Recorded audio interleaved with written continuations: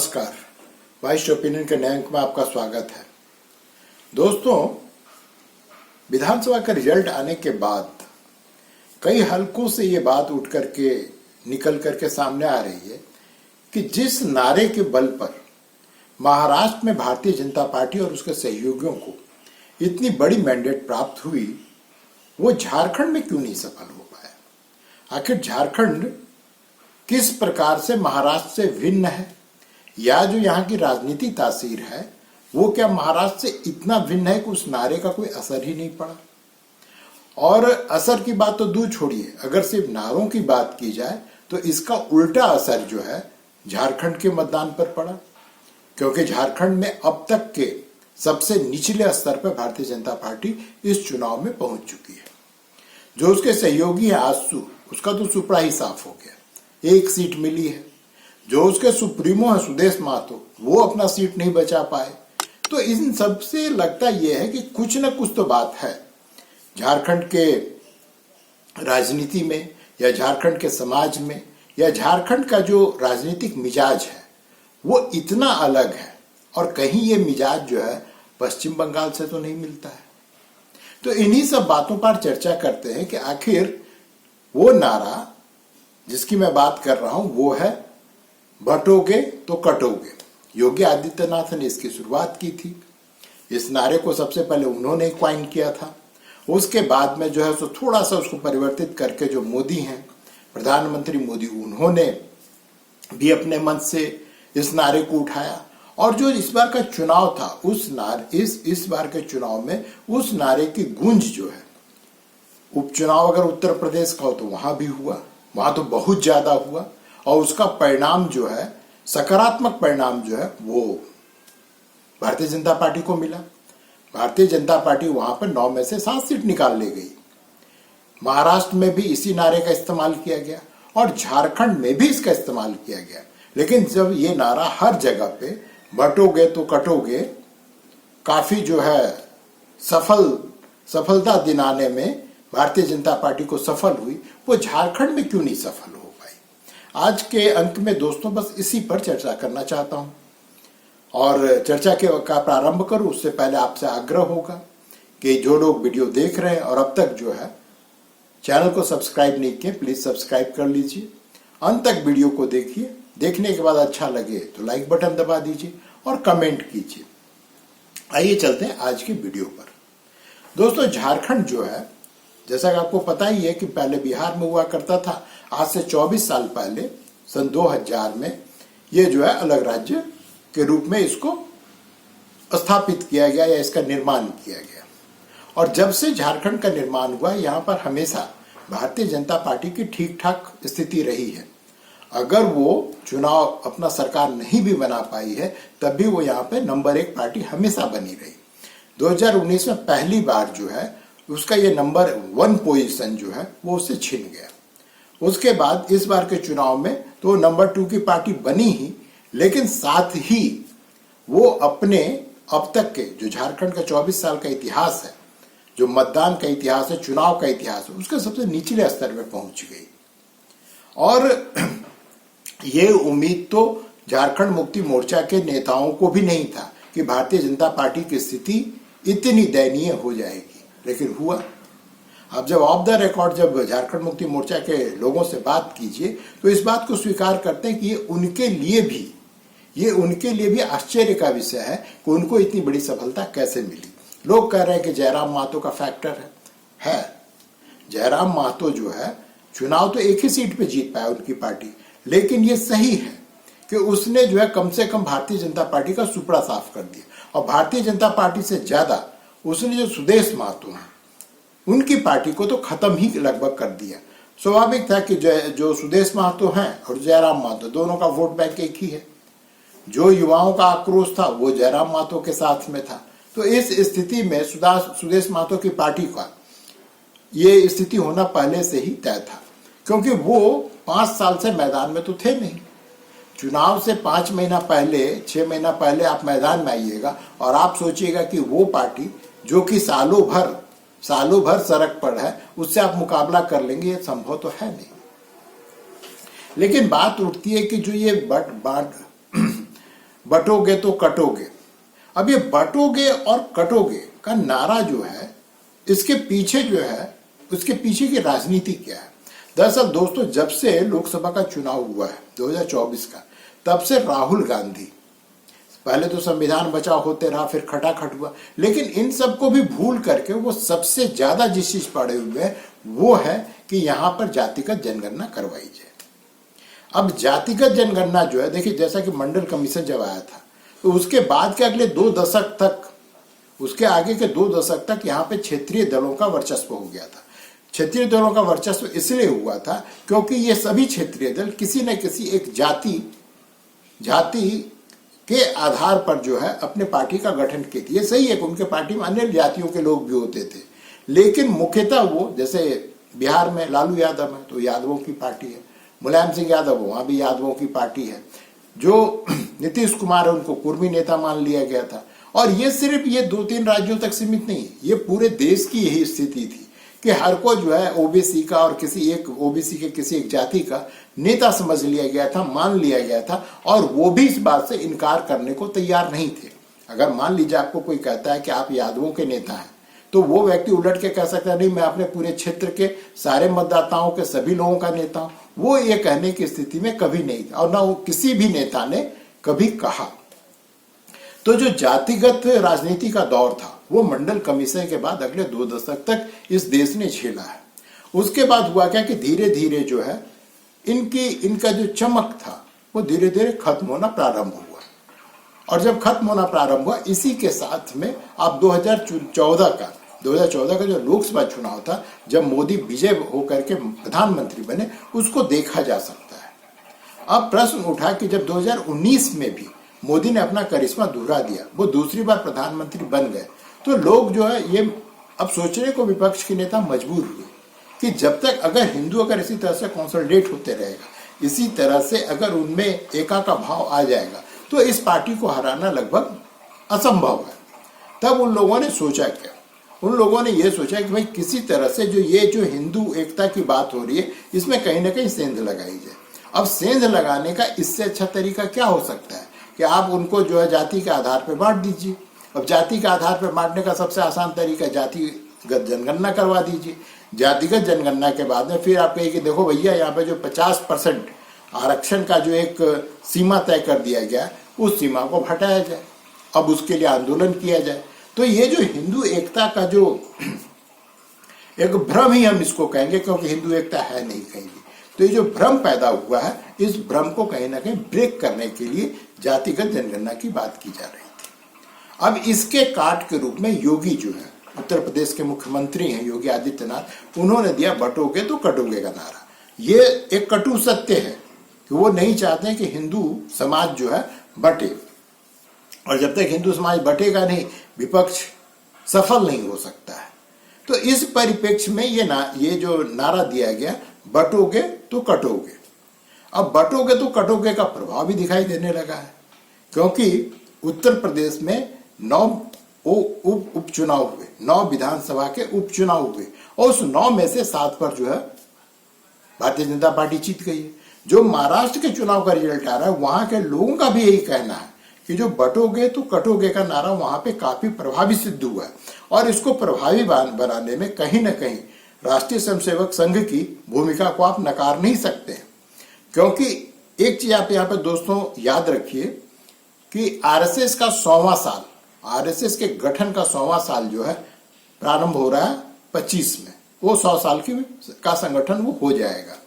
अब इस समय आरएसएस नहीं चाहता था कि वो जो है भारतीय जनता पार्टी से जो भी उसके मतभेद हैं उसको जगजाहिर करे, या उस मतभेद के कारण जो है महाराष्ट्र जैसे बड़े राज्य में भारतीय जनता पार्टी को हार का मुंह देखना पड़े। इसके कारण वो काफी संगठित हुए, और इस संगठन का ही ये नतीजा है कि वहां पर जो है भारतीय जनता पार्टी को विजय प्राप्त हुई। अब प्रश्न उठता है इसी के साथ में कि भाई झारखंड में क्यों नहीं सफल हो पाए? झारखंड में इसलिए सफल नहीं हो पाए, यहाँ पे घुसपैठ का मुद्दा उठाया गया, बड़े जोर शोर से उठाया गया। हेमंत बिस्व शर्मा ये भूल गए कि जब भी आप घुसपैठ का मुद्दा उठावेंगे, मुस्लिम समुदाय को यह लगता है कि हमको जो है दरकिनार करने की कोशिश की जा रही है। अब जब आप किसी को दरकिनार करने की कोशिश की, ये सत्य है गलत है सही है इस पे आप बाद में चर्चा कीजिए। सबसे मुख्य चीज है कि जो समाज ये मानता है कि ये घुसपैठ का मुद्दा जो है सिर्फ मुस्लिमों को प्रताड़ित करने के लिए किया जा रहा है, दिया जा रहा है, तो इस स्थिति में उनमें जो है एका का भाव जागता है। आप उसको ये भी कहते हैं कि उनमें बहुत भयानक ध्रुवीकरण होता है। और वैसे ये भी सत्य है दोस्तों कि जो 90 के दशक के बाद मुस्लिम समाज जो है जो कांग्रेस से हटने लगा था, अब वो ये मान के चल रहा है कि राष्ट्रीय स्तर पे अगर कोई मेरा तारनहार है तो वो कांग्रेस पार्टी ही है। झारखंड मुक्ति मोर्चा के साथ में उसकी पहले से ही लगाव थी और इस बीच में घुसपैठ का मुद्दा आ गया। अब ये घुसपैठ का मुद्दा लगा कि अगर भारतीय जनता पार्टी यहाँ पे सरकार बना ली झारखंड में, तब तो हम लोगों को ये बर्बाद कर देगा। इसका परिणाम क्या हुआ कि जो एक तरफा वोट है मुस्लिम समुदाय का, वो इंडी अलायंस के पक्ष में पड़ा। तो ये जो नारा था, इस नारे का उद्देश्य जो था वो कहीं ना कहीं कुंद पड़ गया। इस नारे का मुख्य उद्देश्य था कि झारखंड में भी हम हिंदू समाज को एक साथ संगठित कर लेंगे और संगठित करके हम चुनाव जीत जाएंगे। हुआ इसके विपरीत। इसी प्रकार से जो ईसाई समाज है, ईसाई समाज जो है वो शुरू से ही वो भारतीय जनता पार्टी को कहीं नहीं वोट देती है। कोई अगर बोलता है कि हो सकता है इक्का दुक्का कोई वोट दे दे, लेकिन जो उसका अधिकांश जो बहुसंख्यक ईसाई हैं यहाँ पे, वो सब के सब कन्वर्टेड हैं। वो आदिवासी थे, आदिवासी से कन्वर्ट हुए। वो कांग्रेस को अपना पार्टी, मुसलमानों ने कांग्रेस के साथ छोड़ दिया बीच में, लेकिन ईसाइयों ने कभी भी कांग्रेस का साथ नहीं छोड़ा। और इस चुनाव में भी उन्होंने कांग्रेस और उसके गठबंधन का साथ नहीं छोड़ा। और ये मैं इसलिए भी कह रहा हूं कि चुनाव परिणाम आने के पश्चात पहली बार यहाँ के जो ईसाई नेता हैं वो ये मांग कर रहे हैं कि हमको जो है मंत्रिपरिषद में, मंत्रिमंडल में एक ईसाई को कम से कम मुख्य मंत्री बनाया जाए, कम से कम एक ईसाई को जो मंत्री का पद दिया जाए। ये पहली बार हो रहा है। और दोस्तों आपको याद होगा 2019 के चुनाव के बाद जो यहाँ के बिशप हैं, जब झारखंड मुक्ति मोर्चा की जीत हुई तो उन्होंने कहा कि अब मैं चैन की सांस ले सकता हूं। इसका मतलब है कहीं ना कहीं ये जो कन्वर्जन जो यहाँ पे हो रहा है और बड़े पैमाने पे हो रहा है। कोई आदमी अगर ये बोलता है कन्वर्जन नहीं हो रहा है तो समझ लीजिए कि वो राजनीतिक रूप से या तो मूर्ख है या फिर वो अपने आंख में पट्टी बांध चुका है। कन्वर्जन हो रहा है, ये एक सत्य है इस समाज का। अब जो कन्वर्जन की गति है, जब भारतीय जनता पार्टी की सरकार होती है, रुकता नहीं है। इस मुगालते में अगर भारतीय जनता पार्टी कोई समर्थक है तो ये आप जान लीजिए कि रुकता नहीं है। उसकी गति, कन्वर्जन की गति जो है वो थोड़ी स्लो हो जाती है, थोड़ी मंद पड़ जाती है। कन्वर्जन फिर भी होते रहता है। और इस चीज को है जो ईसाई धर्म नेता हैं वो लोग इसको स्वीकार करने को तैयार नहीं है। तो आपसे दो जो है, एक मुस्लिम समुदाय और दूसरा जो है ईसाई समाज, आपसे पहले ही हट चुका है। वो भारतीय जनता पार्टी या उसके समर्थकों को वोट देने को तैयार नहीं है। अब यहाँ पे जो हिंदू समाज जो कहते हैं, तो हिंदू समाज का मान लीजिए कि आप ये मान के चलिए कि कुर्मी भी एक हिस्सा है। अब कुर्मी जो है यहाँ पे वो हिंदू समाज से पहले ही कट चुका है। क्यों कट चुका है? क्योंकि जयराम महतो जो है उसको वो अपना नेता मानता है। जो सुदेश महतो पहले नेता थे, ये इस चुनाव ने यह स्पष्ट कर दिया है कि कुर्मी समाज का नेता अब कौन होगा। उसमें कहीं ना कहीं सुदेश महतो जो है बहुत ही पीछे छूट चुके हैं, जयराम महतो बहुत ही आगे निकल चुके हैं। और आज के तारीख में आपको ये मानना होगा, ये ग्राउंड रियलिटी है, आप स्वीकार कीजिए या मत कीजिए, लेकिन ये सत्य है कि जयराम महतो आज के तारीख में यहाँ पे कुर्मियों का नेता है। अब यहाँ पे कुर्मियों की संख्या जो बहुत ज्यादा है। कुछ लोग कहते हैं कि 17-18% है, कोई 12% से कम कोई नहीं कहता है। मान लीजिए कि इन सबके बीच में मान लीजिए 15% ही रखें, तो इसके बाद में हिंदू समाज में आप कितना भी एकता पैदा कर लीजिए, आप जो है चुनाव यहाँ पर नहीं जीत सकते हैं। आप कभी भी यहाँ पे चुनाव नहीं जीत सकते, क्योंकि 50% से ऊपर जनसंख्या जो है वो ये मान के चल रहा है कि हमको भारतीय जनता पार्टी को वोट नहीं देना है। और जो 50% बचता है उसमें जो है अलग भाई 50 पार्टियां हैं।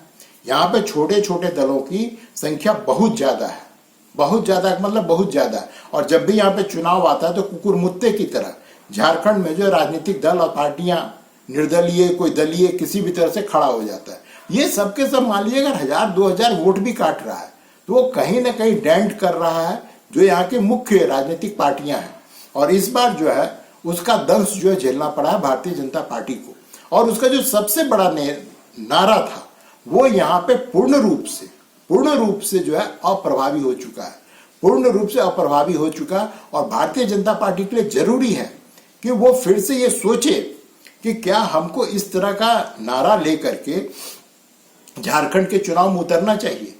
घुसपैठ मुद्दा है दोस्तों, ये भारतीय जनता पार्टी कहना है घुसपैठ हो रहा है, वो सत्य है, लेकिन क्या उस सत्य के साथ आप यहाँ का चुनाव जीत सकते हैं? उत्तर है नहीं। और ये कई बार सिद्ध हुआ है। अब जो है चुनाव परिणाम आने के पश्चात आज भी खबर आ रही है कि संताल परगना के कुछ जगहों पर बीजेपी समर्थकों के घरों पर पत्थरों की बौछार की जा रही है। कौन कर रहा है पत्थरों की बौछार?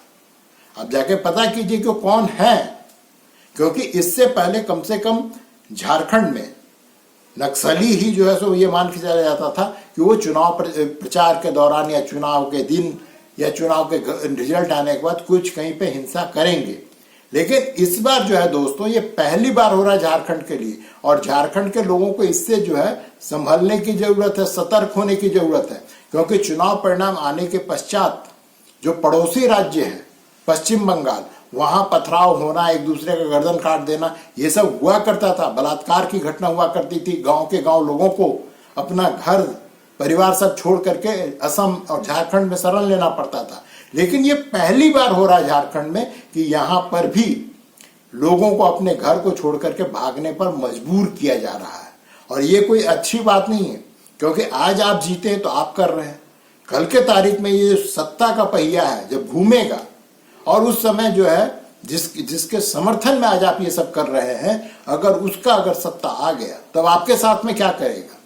उस समय कम से कम आप ये मत चिल्लाइए कि लोकतंत्र खतरे में है। लोकतंत्र खतरे में, अभी संभल में जो हो रहा है उसको भूलना नहीं चाहिए। संभल में जिस प्रकार के समाचार आ रहे हैं, वहां पे 4 लोग अब तक मर चुके हैं। अब वो पुलिस की गोली से मरी है या दंगाइयों ने खुद ही एक दूसरे पे गलती से गोली चला दी, ये कहना अभी ये अस्पष्ट नहीं है। लेकिन पुलिस का कहना है कि ये सब के सब कट्टा अर्थात देसी पिस्टल से की गोलियों से ये लोग मारे गए हैं। तो आप क्या चाहते हैं कि यहाँ पे झारखंड में शांति स्थापित ही ना हो किसी प्रकार से? तो यहाँ पे जो पूरा प्रदेश है वो नक्सलवादी गतिविधि उससे बाहर निकलने की कोशिश कर रहा है, अभी पूर्ण रूप से निकल नहीं पाया है, क्योंकि 2 दिन पहले चाईबासा में 2 युवकों की हत्या जो है फिर से नक्सलियों ने कर दी है। और इस प्रकार की घटनाएं होते रहेंगी तो आप ये मान के चलिए कि ये समाज कभी भी, ये राज्य कभी भी आर्थिक रूप से समृद्ध नहीं हो पाएगा। वो कभी समृद्ध हो ही नहीं सकता, क्योंकि यहाँ पे इन्वेस्टमेंट के नाम पे नीलबट्टा सन्नाटा है। ये राज्य जो है इतना ज्यादा मिनरल से भरा हुआ है, खनिज संपदाओं से भरा हुआ है, लेकिन उसके बावजूद यहाँ पे इन्वेस्टमेंट क्यों नहीं आ रहा है? इसकी स्थिति पश्चिम बंगाल जैसी हो गई। जैसे पश्चिम बंगाल में 1 या 2% का इन्वेस्टमेंट है प्रति वर्ष, वही स्थिति झारखंड की हो गई। और इस स्थिति में जब आप लोक लुभावन नारों सबकी बात कर रहे हैं, ये सबकी बात कर रहे हैं, तो यहाँ पे शासन चलाना जो है आसान नहीं होगा। आप इंफ्रास्ट्रक्चर को डेवलप नहीं कर सकते। आते हैं मूल बात पे, तो भैया भारतीय जनता पार्टी के लिए ये जो नारा है ये अपने आप में सबक है। ये अपने आप में सबक है कि बटोगे तो कटोगे। यहाँ पे ये नारा चलने वाला नहीं है। आप यहाँ पे कुछ भी कर लीजिए, आपको फिर से ड्राइंग बोर्ड पे जाके बैठना पड़ेगा और फिर से सोचना पड़ेगा कि आखिर हमसे चूक कहाँ हुई और इस चूक का, इस गलती का निदान क्या है, इसका सॉल्यूशन क्या है। ये ढूंढने के लिए सारे नेताओं को जो है एक साथ आना ही पड़ेगा, क्योंकि धीरे धीरे जिस प्रकार के लक्षण उभर रहे हैं यहाँ पे, ये धीरे धीरे पश्चिम बंगाल की तरफ जा रहा है। इसकी जो राजनीतिक दिशा है वो कहीं ना कहीं पश्चिम बंगाल से मिलता जुलता दिखने लगा है। यहाँ पे आप जो भी इस बार मुद्दा उठा करके लाए हैं, वो मुद्दा आप पर ही भारी पड़ने वाला है। और अंत में बटोगे तो कटोगे, ये नारा की कितनी भी सच्चाई हो, झारखंड में ये चलने वाला नहीं है। आपका क्या विचार है दोस्तों? अपना विचार जो है कमेंट सेक्शन में डालिए और आज के लिए आज्ञा दीजिए। मिलते हैं अगले अंक में। धन्यवाद।